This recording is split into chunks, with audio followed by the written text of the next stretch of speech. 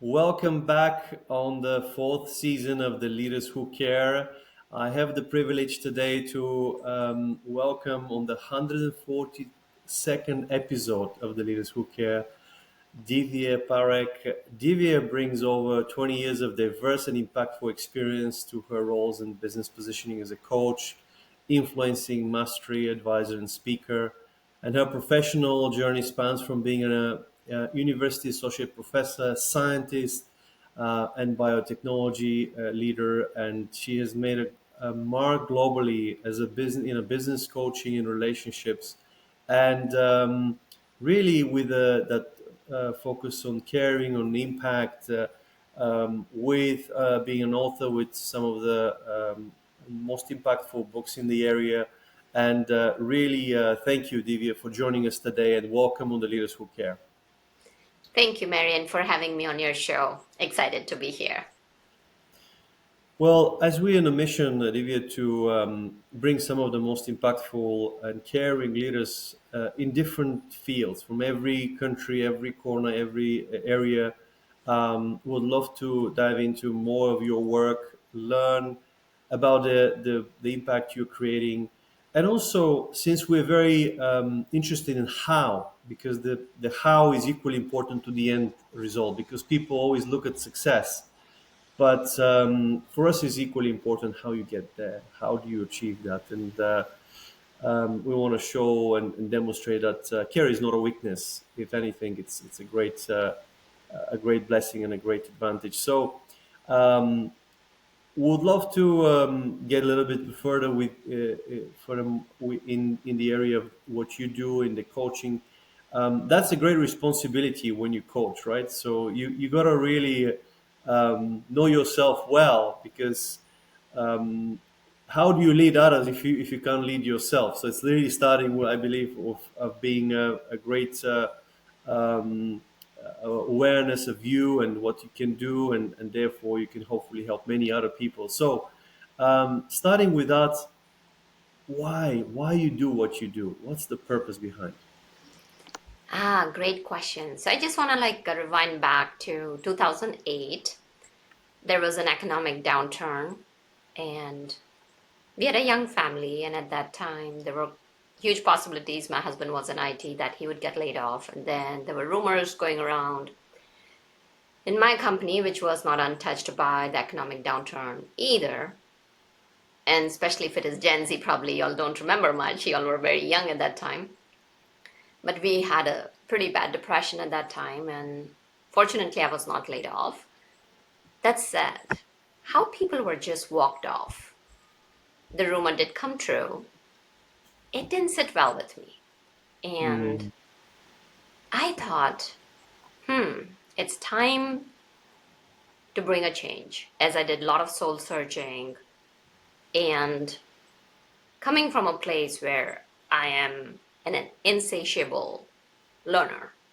I believe that we can never know ourselves fully because there is so much. It's like going into the depths of ocean or going into the space. Every time you go, there is something new. You walk into the nature and the same tree could look different. So similarly, ourselves, we know ourselves, and it's important to be in a space where you know yourself to some extent, and yet there are certain levels where you don't know. So when you come from that place, it really helps you uncover things. So going back to the story, it's I decided to have a career change, looked into different areas as to what would be most fulfilling and rewarding. And I found that with coaching, as you mentioned, you do carry a lot of responsibility because the whole idea is that it's not about you, it's about the client. You're there 200% for their betterment. You're there to empower them. You're there to see them succeed. You're there to have them experience that fulfillment and be a guide on the side and them being the star on the stage. So that's my reason of doing what I do.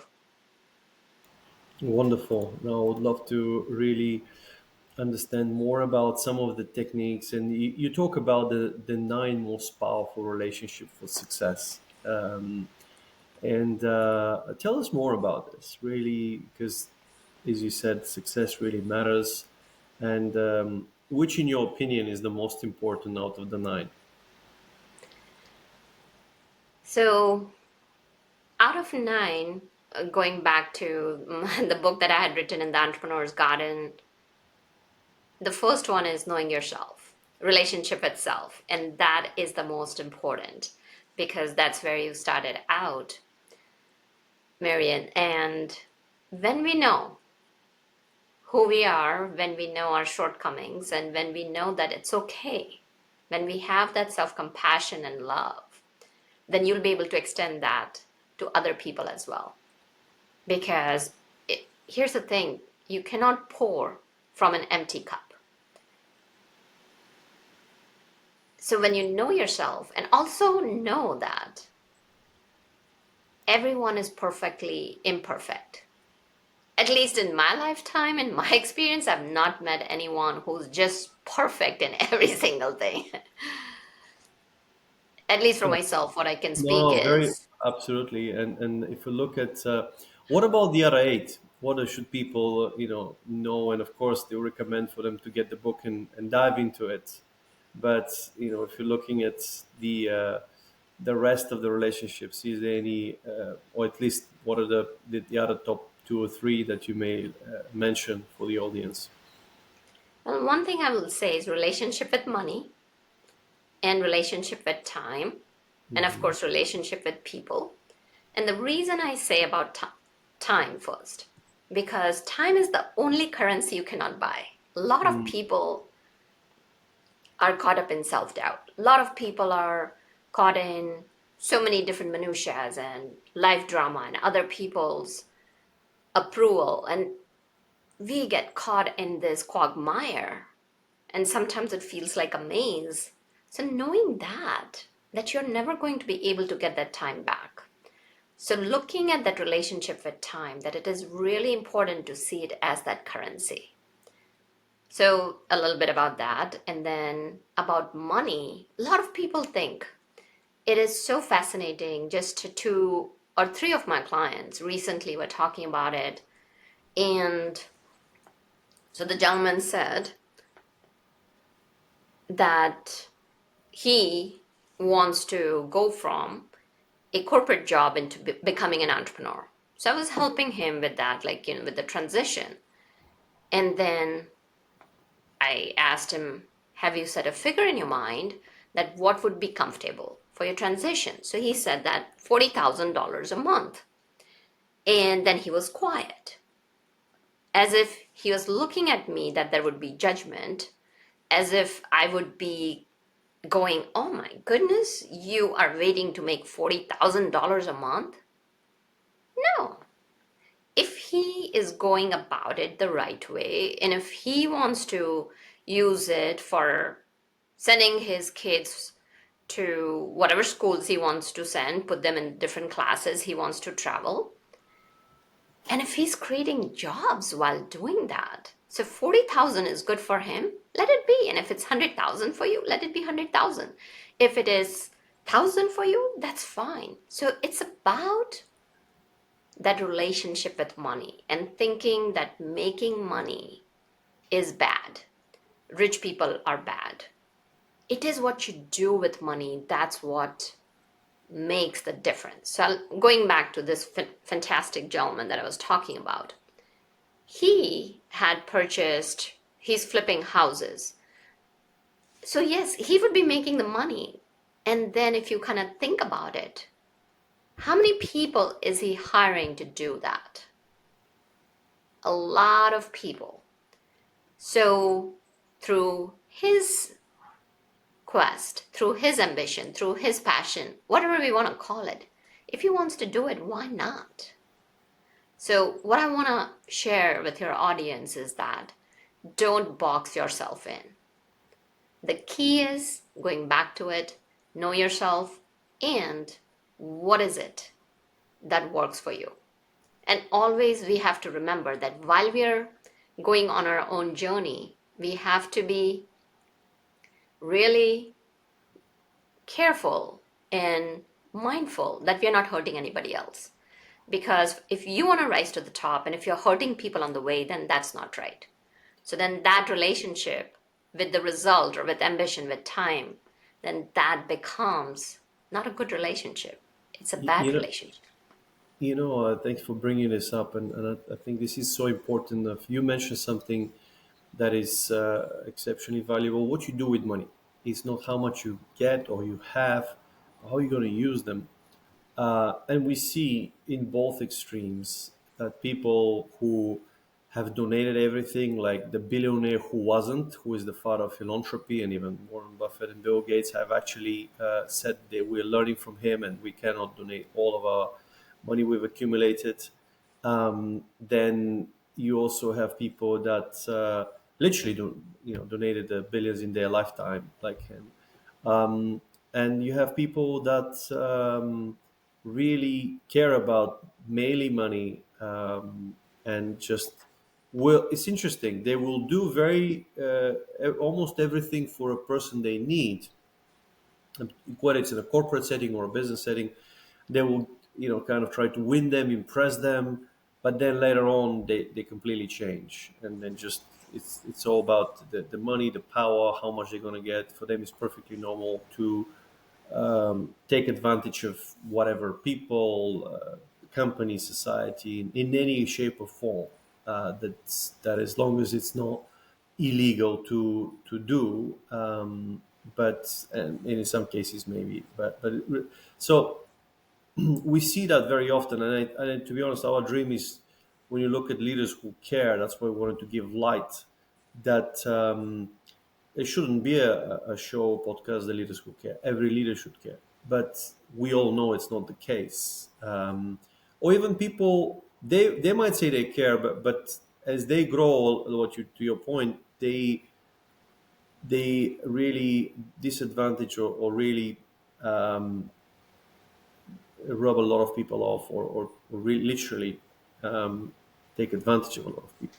So I don't know what's your take on this, of really where people that are mainly focused on money, and they're pretty much prepared to do anything for the money, and that may come across as the caring, but they actually not. That's a very good question that you've asked. So, my take is that be authentic because another thing that I talk about in the relationships is relationship with death. None of us talk about that. And not trying to be a Debbie Downer here, it is the reality of life. We all think as if we are immortals, and that's not the case. So it's sitting down, taking a look at yourself. That fine, you can amass as much wealth as you want. Let's go back to Steve Jobs and take a look at it, what he said. That I wish I had taken some more time to pause. Mhm. So it goes back again to relationship itself because there can be multiple reasons why somebody's going after money. It's possible their parents may have been very poor, they did not get what they wanted, and that's where our education comes into play. That as we are educating our next generation, it's important to instill that good kindness, those good character qualities from since they're a child. So What now, about? is life fair? Life's not fair. The thing Yeah, is indeed. that when we see what we can do, Marian, like how we are doing, like you and I are having this conversation, and we hope that it will impact people. So, as human beings, we can continue doing whatever we can in our sphere of influence. Agreed. And to be honest with you, there's a huge part of how you're brought up, the values you have, which is in the beliefs you form. And what is your thoughts on the spiritual intelligence with people? Because relationship with yourself, it's really important. But Mm, then there's obviously the spiritual side of it, and I'd love to hear your thoughts on this. So, spiritual intelligence, everybody defines it differently. I'm not going to say that this is God, this is presence, this is nature. It's what works for you. As long as you're not pushing it on someone else, whatever works for you. And as long as you're practicing with the thought of how it's good for everyone else too. So, for example, let's say I'm just going to give my example. I love nature. So now, if I'm going and I'm sitting by the side of the lake, I'm enjoying it. I'm not interfering with anybody's life. And I'm not pushing on everyone that no, you gotta go get outside, you gotta go watch that tree, you gotta watch that bird. So similarly, the spiritual connection is it's that anchor within yourself. Because what happens is think about that you may have a house in Florida, which gets a lot of hurricanes. If you have a house in Texas, it gets a lot of tornadoes. If you've got a house in California, it gets earthquake. So there are going to be things that are going to shake you. There are going to be things outside that are going to pull you down. There are going to be things or people or situations or natural calamities that will impact your life. Now the key is that what kind of a house, and I want to like transition from here. Not only a house, what kind of a home you want to build for yourself. A home where you can very easily retreat back. And that doesn't mean like, you're not going to be, it doesn't mean that you will be forgetting about yourself. What it means is that you can go in and get that connection. You can have that fuel from which you can draw the fire from. And that spiritual connection can be anything from relationship to God, relationship to nature, relationship to presence, relationship to your parents, relationship within yourself. There can be multiple things. Yeah, I feel like that. Thank you for sharing your perspective. And I think more and more people realizing the importance of spiritual awareness, intelligence, as you wish to call it. And having studied a lot of different thoughts, school, religion, etc., I kind of came to really a few interesting observations. One of them is if somebody tries to control another, that's already a problem. And you mentioned it in yourself, like we say, as long as you're not imposing it onto that, as long as you're not trying to control other people with that, it's and it's interesting because as human beings, control and fear is used to control people, right?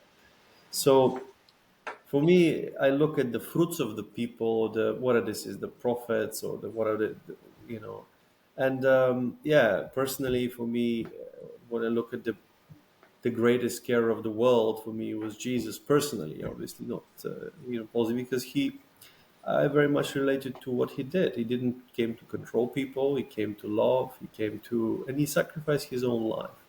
For me, when somebody tries to control me or say this, and this, you'll be killed if you don't do that, or if you do X, Y, and Z, that's a problem. That's a problem with fundamental problem. There's no love if you try to really control somebody in a very fierce way. So when I look at leadership and care, they go together. You above all, and even in spiritual terms, or if you look at scripture, it says you have freedom to choose. You have your personal choice to make. Whatever that you'll for every choice you have a consequence, whether it's you like it or not. There's a consequence attached. You're not in charge of the consequences. You're in charge of your decisions, your choice. So it's interesting what you're just saying because when you look at those areas and when you look at those fruits, for me, the fruits are love, joy, peace, gentleness, kindness, faithfulness, meekness, and patience and self control. Outside those fruits, there is the flesh, if you want to call it, or all the temptations, control, fear, jealousy, all the negative feelings, right? And it is very important to look at what kind of fruits do we give ourselves out there, and also the people around, or the leaders that are. Because personally, I'd love to see more people thrive at work. How do we thrive? Certainly not ruling by fear. Fear can help you control a certain amount of people and masses, but love and care is a different level. So it's really important that people are able to kind of distinguish and hopefully get to a situation. It's difficult if they're being brought into a certain, as you say, a very difficult environment, and from the get go, they are thought to believe that this is normal because they've not seen better.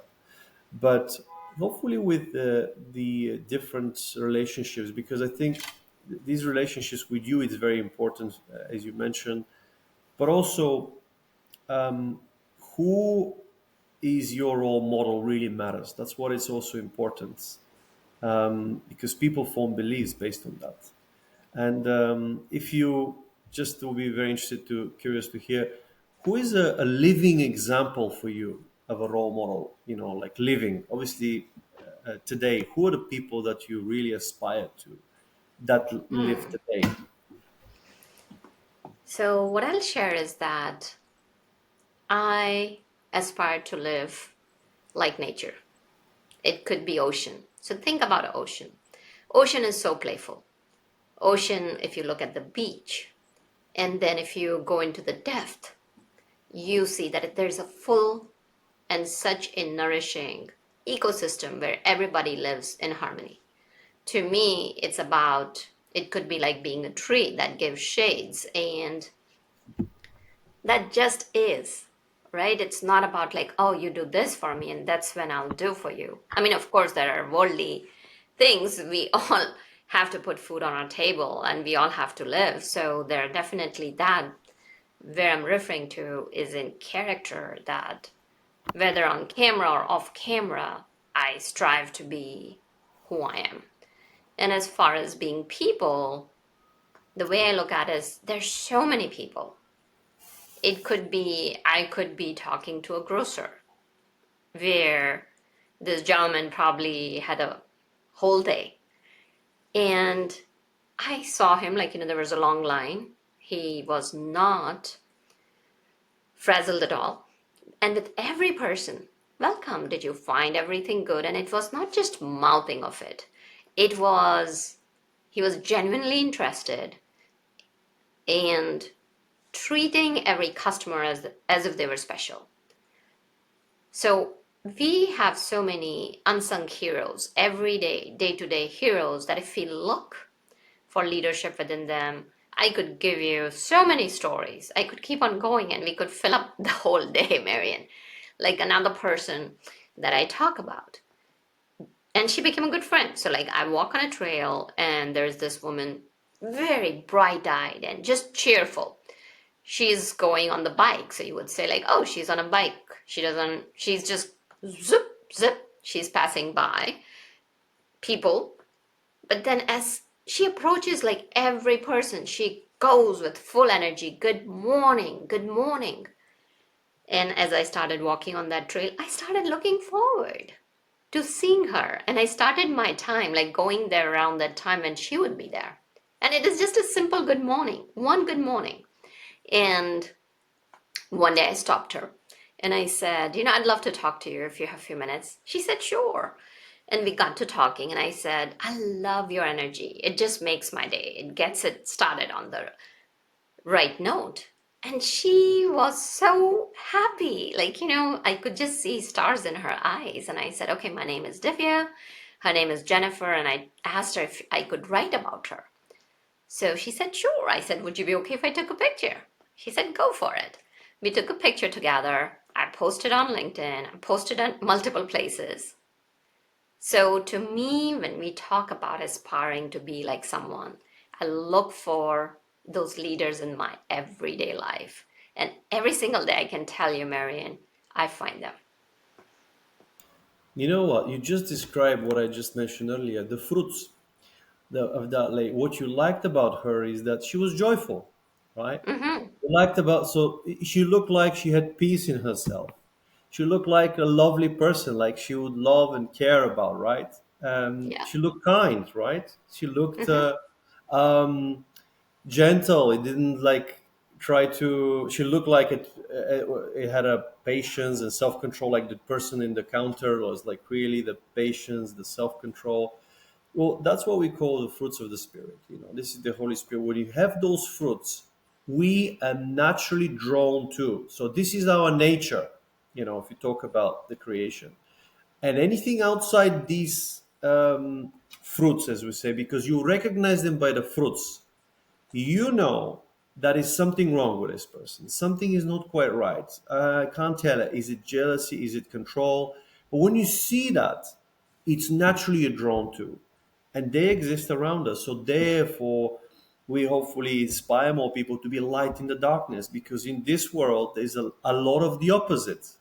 So even though it should be a lot more of what you just described, and they exist, but hopefully the majority should be like this. That's why people, when you're happy, they kind of think, "Are you okay?" So they understand sadness more than the opposite, right? Because it's not as common. So Yeah.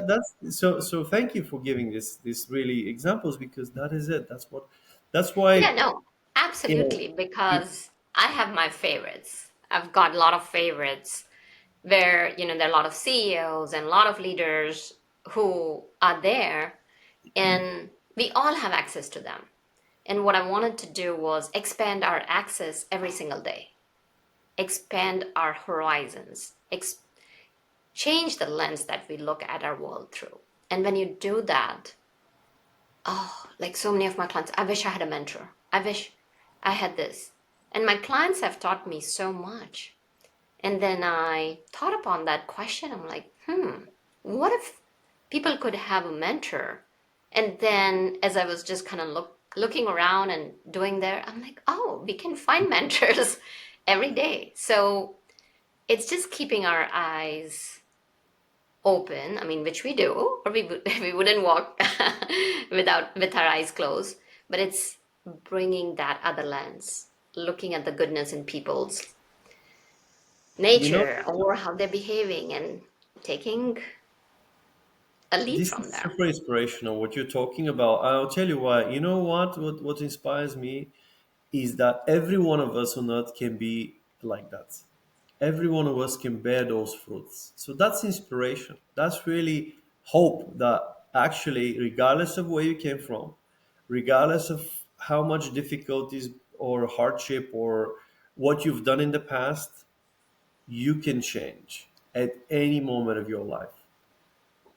That is the beautiful part, and we can all be that version, that vision, that we maybe not because of many different reasons, beliefs holding us back, and hopefully through your practice and your really guidance, coaching, people can grow to be more of that. You know, to have more of those fruits that we're talking about, more of those really fulfillment. But that's why I kind of brought the spiritual side of it because often without spirituality and understanding those principles, it won't happen. It will be just you only have a partial part of it that I've seen with people, and it's interesting to see that more people around us can really have a great impact or even have peace with themselves, right? How are we going to have peace with the world if you don't have peace with you? It's always like we Mhm. talk about more peace, right? Because especially in the wars. But I think, as you said, it starts with you, with the relationships. And coming maybe to the more practical corporate side of it, how, you talk about high performing mindset and teams. How do you build that in a team environment where people often can be very different. How to cultivate that high performance Mm, mindset, but with those fruits that we talked about. mm-hmm. Value and values. So you're valuable, you're high performing, but you also have values that you care and love others. You're not seeing it as a weakness and something wrong. Because there are people who think, what is this care and love about? I think it's fundamentally wrong. It should be narcissistic, should be on you. No, I fundamentally disagree, and I can challenge them at any time. Well, it's a two-way street. I know in most downtowns there are a lot of one-way streets, but when you are a team, it's a two-way street. It's as much as the boss's responsibility as much as it is of the team member's responsibility. Yep. So, one of the things as I worked with teams is having some ground rules. And when we talk about ground rules, it is about the expectations, and that includes values, having that alignment. Because think about that car. Whenever it's in alignment, it's going beautifully, you enjoy the ride, and whenever that car is out of alignment, doesn't matter. It can be the most expensive car, it can be the most reasonably priced car. So having that alignment that, okay, let's say, for example, one of the teams that I had worked with, they were all very vocal, high Hmm. performing, and everybody had a lot of ideas, and like everybody would jump in. And then some people felt that they were not heard. Some people felt like, oh, we don't even have a chance. We can't even speak because just these two or three people take over and then we just sit back. So I said, okay, what could you do? So they all came to the agreement that it would be one voice at a time. So developing that culture, it's because here's the thing, you could have the best fish out in the world, but if you take that strong and wonderful fish and now you put it in toxic water, that toxic water is going to impact that fish. So when you create that environment, when that, okay, if somebody has an issue, That's a nice then comparison. Very nice. what do? Go and have one-on-one conversation. Don't call people out in front of everyone because they may not know what they're doing. They may have something going on at their personal end or at home front. We don't know. So I'll give you another example. There was this one person, nobody liked him on the team, and he was obnoxious. So the manager said that I'm going to put him on PIP, which is Performance Improvement Plan. And this was actually senior VP with most of his directors. And he was like, you know what, as a senior director, he gotta know what he's doing. This is just not right, the way he behaves. And I had helped them form the team rules or team ground rules, team expectations, whatever you want to call it. And one of the things was to have that conversation, to be open. So neither the team member had opened up, neither the manager had talked with them. So I gently asked him, like, how about if we kind of revisit the team rules before you decide anything? So as we were talking through the coaching session, the senior VP said that, oh, I did not have that one-on-one conversation with him. And then he found out that this gentleman was going through a very rough divorce, and he and his wife were just bickering over children's custody, and he was a very loving father, and he just didn't know what to do. So the senior VP gave him 2 to 3 weeks off where he could work from home. And then he sat down with him and said that all your team members are very, very upset, and these are people with a lot of influence. What would you like to do? So, again, opening up that space for him. The gentleman came personally to one of the meetings and said, I sincerely apologize. The boss didn't have to tell him. And he didn't want to share. He just shared that, I'm going through a very rough personal time and I was getting triggered by every single thing. So it was not any one of you, it was me. So just by saying him that, all of his team members just melted like a marshmallow on fire, and they supported him. He came out through, and because he was at a calmer ground rather than worrying about that his job would be gone. They supported him, and then whatever happened in his personal life happened, but he knew that he was supported. And there was this whole team. It was just 180-degree turnaround. That's wonderful. We talk a lot about technology, and especially with AI, and so looking at how does that impact us. A lot of people are worried about really their jobs. AI may do a lot of the things that people are doing today, and so how would even AI could be a good coach. So you ask a question, you answer. So in your own time, there's no like a certain time. So what is your really thought on how AI is impacting us as in the workforce, as a really overall as a community society, and also um, what's the future of it? What the future do you think might hold from your point of view with this breakthrough innovation or technology that we didn't have just a few years ago? So, being an avid learner, it's a great question, Marian. And personally, I am an avid learner. The way I see myself is that going to be in school till the last day of my life. So I jumped into AI like around 2022 from the moment it came in, and I have just kind of soaked myself into it. And the key thing to remember is that we've had technology from 40 years where we have had fears that the technology will take over. There'll be, when internet came, when computers came, that they're going to take over the jobs. So fear is very legit. The key thing to remember is that you getting ahead of it. Because if you know, as Yes. they say, right? If you know the what's going to be coming, then you are better prepared to work through it. So there was recently a KPMG survey. Actually, I was just listening to NPR today in the morning, and that said that 70%, 67 to 70% of the CEOs think that this is going to be something that will augment the skills.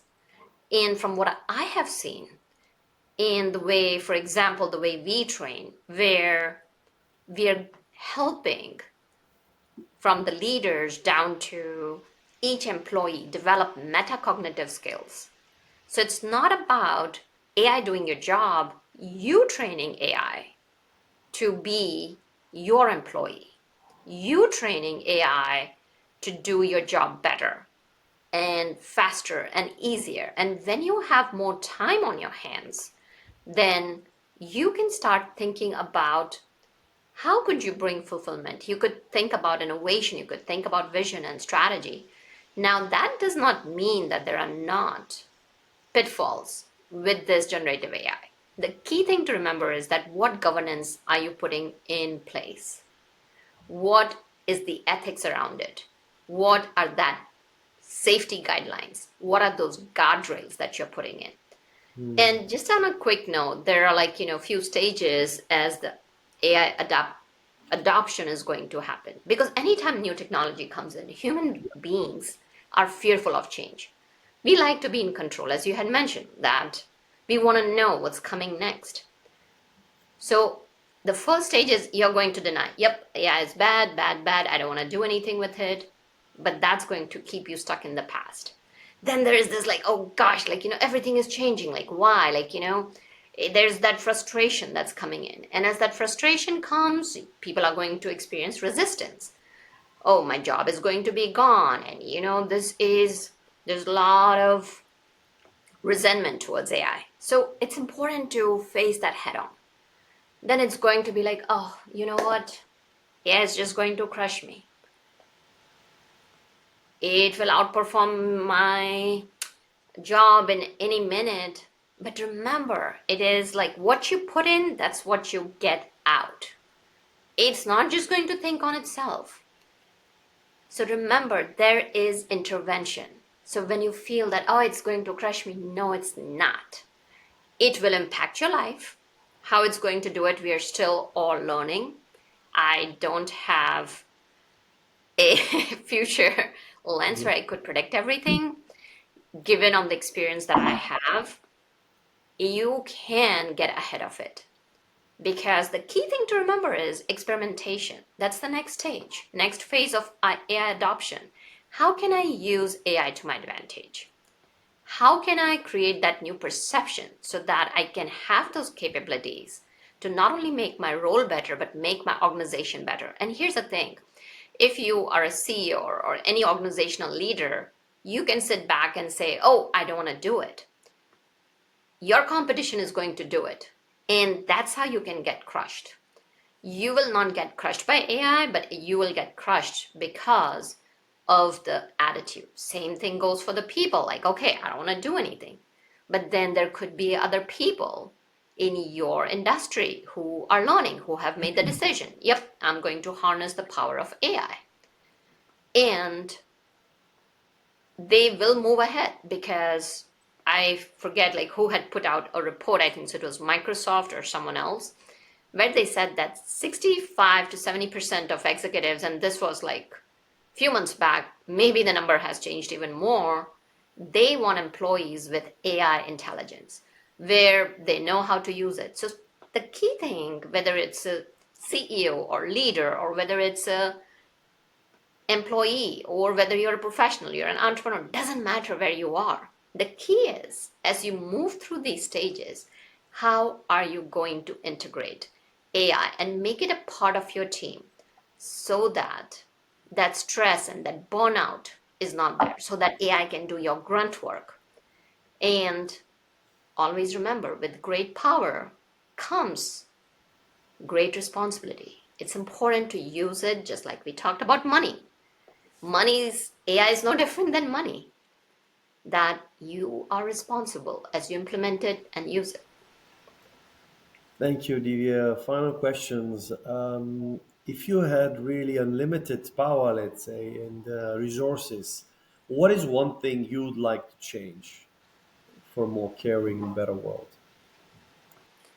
Limited power and resources. What I would like to change is the connection between humans. Because when the connection between human beings becomes so strong, then together we can do so many things. And Ranasuko has said it so beautifully. Individually, we are a drop of water. Together, we are an ocean. Thank you, Divya. Really appreciate you, and thank you for taking the time. We wish you all the best. If anyone wants to get in touch with you for any, obviously, session or really interested in the work you do, what's the best way to get in touch with you? Well, first of all, thank you, Marian, for the work you're doing and sharing the joy and love and inspiration in the world. I really appreciate you inviting me on your show. And if anybody's looking to get in touch with me, whether you're looking to level up your career, or whether you're looking to level up your team, or whether you're looking to bring in AI in your organization and integration, you can connect with me on LinkedIn. It's just my name, first and last name, or you can connect with me on my through my email, which is contact@divyaparekh.com. Thank you Mm. again so much. Thank you so much, and blessings to you and your team. Thank you.